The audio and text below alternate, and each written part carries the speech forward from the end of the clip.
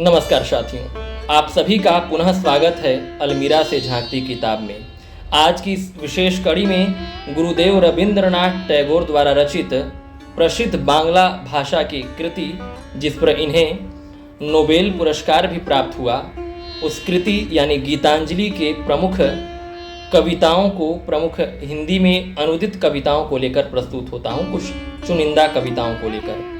आपको बताता चलूं कि ये अलमीरा से झांकती किताब हमारी एक विशेष कड़ी है। जैसा कि आप सभी रेगुलर अगर नियमित रूप से देखते हैं तो जानते ही होंगे कि हम इस पर पुस्तकों की बात करते हैं और पुस्तकें आज के समय में अनिवार्य हैं। तो आज अगर हम पढ़ नहीं पा रहे हैं तो उसके सारांश को अगर समझ सकते हैं और उसके कुछ प्रमुख कविताओं के माध्यम से अपने जीवन में उतार सकते हैं तो हम संवेदनशील बन सकते हैं और मनुष्य के बारे में और साहित्य के बारे में, जैसा प्रेमचंद ने कहा था कि साहित्य क्या है, यानी मनुष्य के आगे जो है मशाल लेती जाती है और कैसे मनुष्य को एक दिशा के रूप में भी दिखाने का प्रयास करते हैं। तो आइए हम पढ़ते हैं गीतांजलि को, इसकी कुछ प्रमुख कविताओं को, जिसे हिंदी में अनुवाद किया गया है। यह लेक्सन बुक्स से प्रकाशित है और इसका हिंदी रूपांतरण किया गया है। रविंद्रनाथ टैगोर, जो कि उनकी मूल कृति में प्रमुख जितनी भी कविताएं थी, इसमें 157 है। 157 में से कुछ प्रमुख कविताओं को पढ़ेंगे और जानेंगे कि किस प्रकार से हमारे हृदय को और हमारे मन, विचार और हमारे मनोभावों को किस प्रकार से प्रभावित करते हैं और हमें प्रेरित भी करते हैं। पहली कविता है, मेरा मस्तक अपनी चरण धूलि में। मेरा मस्तक अपनी चरण धूलि तक में झुका दे प्रभु, मेरे समस्त अहंकार को आंखों के पानी में डुबा दे। अपने झूठ महत्व की रक्षा करते हुए मैं केवल अपनी लघुता दिखाता हूँ। अपनी ही को मैं घूमता घुमाता प्रतिपल मरता हूँ। प्रभु, मेरे समस्त अहंकार को आंखों के पानी में डुबा दे। मात्र अपने निजी कार्यों से ही मैं अपने को प्रचारित न करूँ, तो अपनी इच्छा मेरे जीवन के माध्यम से पूरी कर। मैं तुझसे चरम शांति की भीख मांगता हूँ। प्राणों में तेरी परम कांति हो, मुझे ओट देता मेरे हृदय कमल में तू खड़ा रह। प्रभु, मेरा समस्त अहंकार मेरे आंखों के पानी में डुबा दे। तो इस प्रकार से उनकी पहली कविता है। मैं अनेक वासनाओं को प्राणपण से चाहता हूँ, तूने मुझे उनसे वंचित रखा, बचा लिया। आमतौर पर मेरी एक शिक्षिका कही थी कि जब आप कविता पढ़ते हैं तो आप अलग अलग दर्शक, अलग अलग पाठक के लिए, अलग अलग श्रोता के लिए जो कविता का अर्थ और भाव अलग अलग है, तो व्यक्ति को स्वयं उन अर्थों के यानी पंक्तियों के बीच के रिक्त स्थान में कविता समझा जा सकता है। तो आप उसे कैसे समझ सकते हैं? आप स्वयं से उसे जैसे जैसे पढ़ते जाएंगे आपके अंदर भाव वो उतरता जाएगा। तो इनकी दूसरी कविता है, तेरी यह निष्ठुर दया मेरे जीवन के कण कण में व्याप्त है। तूने आकाश, प्रकाश, देह, मन, प्राण बिना मांगे दिए हैं। प्रतिदिन तू मुझे इस महादान के योग बना रहा है। अति इच्छा के संकट से उबार कर मैं कभी राह भूला सा, कभी तेरी राह पकड़े सा तेरी ओर लक्षित चलता हूँ। निष्ठुर तू मेरी आंखों की ओट हो जाता है। यह तेरी दया है, इस रहस्य को मैं जान गया, तू मुझे अपनाने के लिए ठुकराता है। मेरा जीवन परिपूर्ण करके तू अपने योग बना रहा है। अधूरी इच्छाओं के संकट से उबार कर। तो इस प्रकार से वे लिखते हैं। इनकी अगली जो कविता है, इसका शीर्षक है, इस तरह तू ओट लिए छिपकर। इस तरह तू ओट लिए छिपकर, यानी किस तरह वे लिखते हैं कि इस तरह तू ओट लिए छिपकर न बैठ सकेगा। अब तो तेरे हृदय में गोपन बैठ जा। न कोई बुलाएगा, न जानेगा, किसी को तेरा पता नहीं लगेगा। न जानने किसी को तेरा पता नहीं लगेगा। मैं देश विदेश सर्वत्र भटका, विश्व भर में तेरी आंख मिचौनी चल रही है। अब से तू मेरे हृदय के कोने में बैठा रह, मुझे छोड़कर न जा, सब रहना नहीं होगा। मेरा हृदय कठोर है, तेरे कोमल चरणों के अयोग मुझे पाता है। किंतु मित्र, तेरा स्पर्श जब मेरे हृदय पर होगा तो क्या मेरे प्राण द्रवित होकर कोमल न होंगे? कदाचित मेरी उतनी साधना नहीं, किंतु तेरी कृपा के कण जब झरेंगे तो एक ही निमिष में मेरी फुलवारी न खिल उठेगी और क्षण भर में ही वृक्षों पर फल न लग जाएंगे, अब और ओट में रहना नहीं हो सकेगा। तो इस प्रकार से वे बात कहते हैं। प्रभु यदि अब जीवन में तुझे देख न पाऊं तो यह बात मन में कांटे की तरह चुभती रहे कि मैं तुझे पा नहीं सका। यह बात मैं भूल ना सकूं कि इसकी वेदना सोते स्वप्न में भी बेचैन करती रहे। संसार की हाट में कितने ही दिन बिता दूं, मेरे दोनों हाथ धन्य धान्य से कितनी ही बुरी तरह भर जाएं, उससे मुझे क्या मिलेगा। यह बात मन में चुभती ही रहे कि तुझे नहीं देख पाया, तुझे पाया नहीं। आलस्यवश में जब रास्ते के किनारे बैठूं और विश्राम के लिए बिछौना लगाने की व्यवस्था करूं, तभी भूल न जाऊं कि अभी तो तू पथ पड़ा है। यह बात मन से न भूले कि मैं तुझे पा न सका। मेरे घर में कितनी ही हंसी खुशी हो, कितनी ही बांसुरी बजे, कितने ही सज धज से घर चमक उठे, किंतु तू नहीं आएगा, यह बात मन से न निकले। यानी वे अपनी बात को बताते हैं कि कैसे जो है वो उन्हें याद करते हैं। यह बात मन से न निकले, कभी भूलूंगा नहीं, यह वेदना सोते में स्वप्न में भी बनी रहे।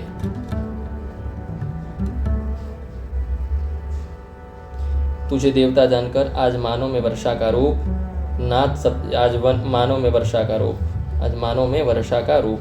इस कविता को पढ़ते हैं। मेरे जीवन की एकमात्र कामना को पूर्ण कर, मेरा सदा सुख सदा तेरी ओर उठा रहे। हे प्रभु, इस कामना को विफल न करना। मेरा सदा मेरी मुख जो है, मेरा मुख है, सदा तेरी ओर उठा रहे। मेरे जीवन की एकमात्र कामना को पूर्ण कर, मेरा मुख सदा तेरी ओर उठा रहे। हे प्रभु, इस कामना को विफल न करना। मैं केवल तुझे देखता रहूं, हृदय की व्यथा आकांक्षा और दिन रात के सब कामों से मेरा मन किनारे रहे। मेरी विविध कामनाएं विविध दिशाओं में भागती हैं, किंतु मेरी यह कामना प्रति दिवस इसी वेदना से जागृत है और इसी एक सूत्र में वे ही एक आनंद गुत्थी में गुंजित रहती है कि मेरा मुख सदा तेरी ओर उठा रहे, तेरी ही ओर उठा रहे। तो इस प्रकार से अब एक है, मेरे जीवन में तेरी लीला कहीं से दुस्वप्न आकर मेरे जीवन में उथल पुथल मचा जाता है। मेरा मन रो उठता है, किंतु अंत में जाग कर देखता हूँ कि कुछ नहीं था, केवल माँ की गोद है। ऐसा लगा था कि कोई दूसरा था, इसलिए मैं भय से विह्वल कातर हो उससे जूझ पड़ता हूँ। किंतु तुझे हंसता देखकर समझ जाता हूँ कि तूने ही मुझे झकझोरा था। जीवन हमें सुख दुख भय आदि के हिंडोले में झुलाता है और लगता है कि इसके सिवाय और कुछ जीवन में नहीं है, किंतु प्रभात काल से प्रकाश में मेरी आंखों का अंधेरा क्षण भर में दूर हो गया और तेरे परिपूर्ण दर्शन के बाद वे सब संशय भय दूर हो गए। इस प्रकार से अपनी बात को रखते हैं। जन्म भर अपने गीतों द्वारा अपने जीवन का अंत देख, मेरे अंतिम गीत में सारी रागनियाँ जब मुझे आगे पीछे से बांध लेता है। इस प्रकार की अनेक कविताएं हैं। जब तक शिशुषा शक्तिहीन है, तेरा होकर ही मेरा चित्त सत्य होता है, स्थिर होता है। हे सत्स्वरूप, वह मंगल दिन कब आएगा। तू मुझ में इतना अहम भाव, अहम मतलब स्वयं की होने की अनुभूति, शेष रहने दे कि मैं तुझे अपना प्रभु मानूं। मेरी केवल इच्छा यही है कि मैं तुझे चारों ओर अनुभव कर सकूं, सब तुझे देकर सब कुछ देकर तुझ में समा जाऊं और रात दिन प्रत्येक क्षण अपना प्रेम तुझे अर्पण कर सकूं। मुझे बस इतना ही आवरण रहे जो तुझे न छिपा सके। तेरी लीला ही मेरे संपूर्ण जीवन में संचारित हो। प्रभु, मुझे इतने ही बंधन में बांधना कि मैं तेरे ही प्रेम पाश में बंधा रहूं। मेरे जीवन में तेरा ही प्रयोजन सिद्ध होता रहे। तूने मेरे प्राणों की झोली इतनी भर दी है कि अब मृत्यु भी हो जाए तो मुझे खेद नहीं है। हे नाविक, मेरी जीवन नौका, अपने मन को, अपनी देह को अपने साथ जिसे जाने के दिन मैं यही बात कहता हूँ, मोह ने मुझे बांध रखा है। नाथ, जिस दिन मेरा नाम इस जीवन में जो पूजा, मैं तेरी दया का याचक, यह दिन ढल जाए। देव अपने जीवन के अंतिम दिन के बारे में भी बात करते हैं। पूर्णता में अपूर्णता है। उसके पहले मन में सोचा था कि यहीं अब पूर्ण विराम कर दूंगा, किंतु विराम कहाँ हुआ। तेरी सभा में फिर लौटने का आदेश मिला। अब नए गीतों, नए रागों के लिए मेरा प्रफुल्लित हृदय उत्सुक हो गया है। स्वरों के रास्ते कहाँ जाऊं, इसका मुझे ज्ञान ही नहीं रहता। संध्या की बेला में स्वर्ण किरणों से अपनी तान मिलाकर जब मैं पूर्वी की गीतों को पूर्ण करता हूँ तो मध्यरात्रि के गंभीर स्वर मेरे जीवन में फिर से भरने के लिए जाग उठते हैं। तब मेरी आंखों में तिल भर नींद नहीं रहती। पूर्णता में अपूर्णता है, पूर्णता में अपूर्णता है, यह सत्य आज के अंतिम गायन के बाद मेरे मन में आ रहा है। स्वर रुक गए हैं, फिर उन्हें विराम न मिले। निस्तब्धता में भी वीणा बिना प्रयोजन बज उठे। उन पर जब आघात होता है, स्वरों का निर्माण होता है, तभी सबसे महान गीत उन स्वरों में नहीं बंधता। दिवसांत पर जैसे संध्या का गंभीर स्वर आकाश में गूंजता रहता है, उसी तरह मेरे सारे आलापों के अंत में वह गीत प्रशांत मौन वीणा के तारों में स्वतः अवतरित हो जाता है। यदि दिन ढल जाए, यदि दिन ढल जाए और पक्षियों का गीत समाप्त हो जाए, यदि दिन ढल जाए और पक्षियों का गीत समाप्त हो जाए, यदि दिन ढल जाए और पक्षियों का गीत समाप्त हो जाए, थकी हारी हवा यदि बहते बहते अलसा जाए, तो मुझे घने अंधकार की चादर से पूरी तरह ढक देना। उसी तरह जिस तरह तूने पृथ्वी को निद्रा की ओढ़नी से ढक दिया है, ढका है, अथवा जिस तरह तूने दिवसावसान पर मुरझाते कमलों की पंखुड़ियों को कोमलता से बंद किया है, जिसके पाथेय मंजिल पर पहुंचने से पहले ही चुक जाता है, जिसके मुख पर चिंताओं की रेखाएं अंकित होती हैं, जिसकी वेशभूषा फटी हुई और धूल में लथपथ है। करुणा की घटाओं की गहरी गोपनता में उसके दुख दर्द को ढक देना, उसकी लाज को हर लेना, नई उषा के दर्शन को उन्मुख कर अंधेरे रूपी सुधा से उसका मान भर देना। इस प्रकार से कहते हैं। कौन कहता है जब मृत्यु मेरा, मृत्यु के बारे में, मैं तुम सब की ओर देख रहा हूं, तुझसे मिलने को मैं अकेला। ये लिखते हैं कि तुझसे मिलने को मैं अकेला बाहर आया था, जाने वह कौन है जो संसार अंधेरे में मेरे साथ चलने लगा। उससे दूर हटने का मैंने बहुत प्रयत्न किया था, टेढ़े तिरछे रास्ते पर भी चला। कई बार ऐसा प्रतीत हुआ कि आपदा टल गई, किंतु फिर वह दिख गया। वह पृथ्वी पर धूल उड़ाता जाता है, विलक्षण चंचलता है उसमें। मेरे हर शब्द में वह अपना स्वर मिला देता है। वह मेरा अहम ही तो है प्रभु, वह तो निपट निर्लज है, उसके साथ तेरे द्वार तक आते मुझ तक ला जाती है। तुझसे मिलने को मैं अकेला ही बाहर ही आया था। तो इस प्रकार से वे बात लिखते हैं और जो है अनेक प्रकार से अपने भावों को अभिव्यक्त करते। बरसात पर है, आषाढ़ की संध्या घनी हो गई, आषाढ़ की संध्या घनी हो गई, दिवस का अवसान हुआ। लगातार बरसात की जलधारा झरझर बरस रही है। निर्जर कमरे के कोने में बैठा मैं जाने क्या सोच रहा हूँ। जल कणों से भीगी हवा जूही के वन में क्या संदेश देने जा रही है। आज हृदय में तरंग उठी है, किंतु मुझे किनारा नहीं मिलता। जल कणों से भीगे फूलों की सुगंध ने प्राणों को मथ डाला है। अंधेरी रात के सारे रिक्त पहर किन स्वरों से भर पाऊंगा। कौन सी भूल हुई कि मैं सब भूल कर अकुला उठा हूँ। बंधहीन वर्षा की जलधारा झरझर बरस रही है। इस प्रकार से जननी तेरे दया स्निग्ध चरणों को आज जो तेरे सोने की थाली हमने तूने नित्य रूपों से इस तरीके से वे अपनी भावों को अभिव्यक्त करते हैं और अनेक कला रूपों में अपनी कविता को, अपनी वाणी को अभिव्यक्त करते हैं।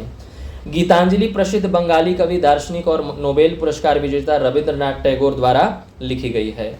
आप सभी इसे जानते हैं। अब एक कविता है, तेरा होकर ही मेरा चित्त, यानी जब चित्त जो है उनके होते हैं। हे अंतर्यामी तू जानता ही है, इस तरह की कविता है। मैं तेरा प्रेम वहन कर सकूं, हे सुंदर आज प्रभात में।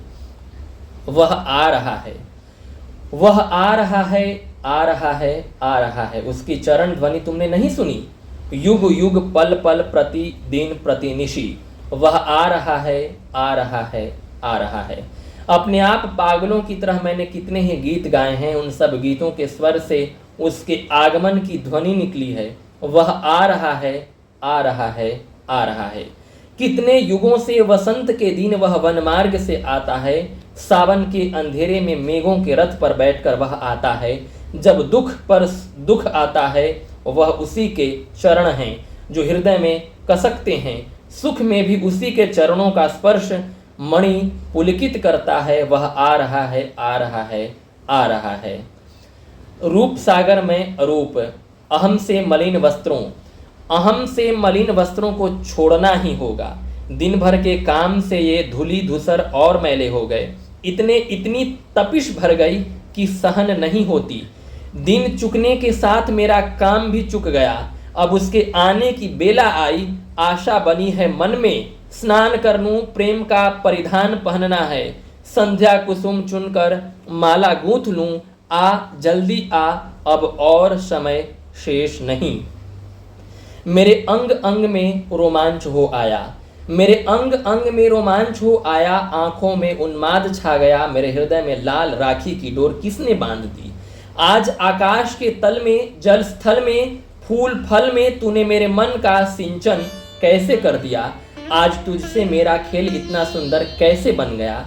फिर भी मुझे जिसने बुलाया है उससे भेंट होगी या उसकी खोज में भटकना पड़ेगा, इसकी कुछ था नहीं लगती। आज मेरा आनंद न जाने किस बहाने आंखों के जल में झरने को व्याकुल हो उठा। आज विरह ने मधुर बनकर मुझे विह्वल कर दिया है।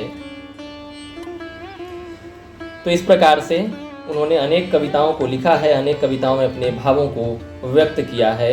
मेरी आंखों को छलने वाले तुम, अब हमने कांस का गुछ तैयार किया है। आज जो तेरे सोने की थाली, तो नित्य नए रूपों में तेरा निर्मल अमृत, कितने ही अनजानों से मैं अनेक वासनाओं के प्राणपण से, कितने ही अनजानों से, कितने ही अनजानों से तूने मेरा परिचय कराया है। कितने ही पराए घरों में तूने मुझे निवास का स्थान दिया है। बंधु, तू दूरस्थों को निकट और परखियों को आत्मीय बनाता है।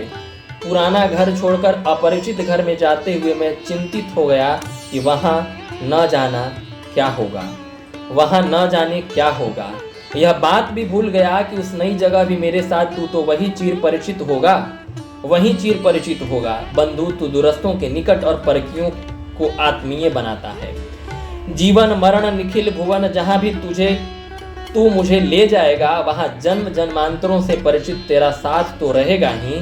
तुझसे परिचित होकर कोई अपरिचित नहीं, कहीं जाने की मनाही कोई भय नहीं। तू सबके एकत्र रूप में जागृत है, मैं सदा तेरे दर्शन पाऊं। बंधु, तू दूरस्थों को निकट और परखियों को आत्मीय बनाता है, आत्मीय बनाता है। तो इस प्रकार से रविंद्रनाथ टैगोर की अनेक कविताओं को हमने पढ़ा और जाना कि उनकी भाव किस तरह से एक सरल रूप में ईश्वर से कामना भी करते हैं। एक आध्यात्मिक भावना है, एक रहस्य की भावना है। और कविताओं की व्याख्या मैं तो नहीं कर पाऊंगा, उसका न तो अधिकारी हूँ न उस हेतु योग्य हूँ। मैं इस पर अपनी विचार रख सकता हूँ, क्योंकि अध्ययन जो है अभी अल्प अध्ययन हुआ है और अल्प अध्ययन में ही आप किसी की संपूर्ण रचना पर, उनकी संपूर्ण कृति पर अपना टिप्पणी और विचार नहीं रख सकते हैं। बस आपसे इतना निवेदन है, इस कड़ी को देखते रहिए और अपना प्यार, स्नेह, दुलार और आशीर्वाद हमें देते रहिए। पुनः स्वागत है, तो अगले कड़ी में जरूर देखिए। अलमीरा से झांकती किताब की इस कड़ी में हमने देखा जो है ये जो पुस्तक है गीतांजलि, जो कि रविंद्रनाथ टैगोर की कविताओं का संग्रह है। इसके हिंदी में कुछ अनुदित प्रमुख कविताओं को और उसके माध्यम से अपने जीवन जीने के सलीकों को और संवेदनशील मनुष्य और ईश्वर के साथ संबंधों को और साथ ही साथ अपने को निरपेक्ष यानी निरपेक्ष न मानते हुए ईश्वर से सापेक्ष मानते हुए अपने आप को कैसे हम खड़ा कर सकते हैं और व्यक्तित्व को कैसे बढ़ा सकते हैं। तो आपने पूरे धैर्य से सुना, आपका हृदय से धन्यवाद। और इसी के तरह अन्य पुस्तकों पर भी हमने चर्चा की है। आप इसके पहले बंकिम चंद्र चटर्जी के उपन्यास को भी सुन सकते हैं। उसके बाद में शरतचंद्र चट्टोपाध्याय की जो उपन्यास है परिणीता, उस पर भी मैंने जो है वीडियो बनाई है। इसके अलावा गांधी, प्रेमचंद से लेकर अनेक विचारकों पर, विवेकानंद से लेकर के अनेक विचारकों पर हमने जो वीडियो उपलब्ध कराई है, आप जरूर देखें। और यह तथ्यात्मक रूप से पुस्तकों पर आधारित कड़ी है, तो आप इसे जरूर देखें, अपना स्नेह दें, कमेंट भी करें और अपने मित्रों के पास भी, दोस्तों के पास भी, परिचितों के पास भी जरूर शेयर करें। आपने पूरे धैर्य के साथ सुना, आपका हृदय से धन्यवाद।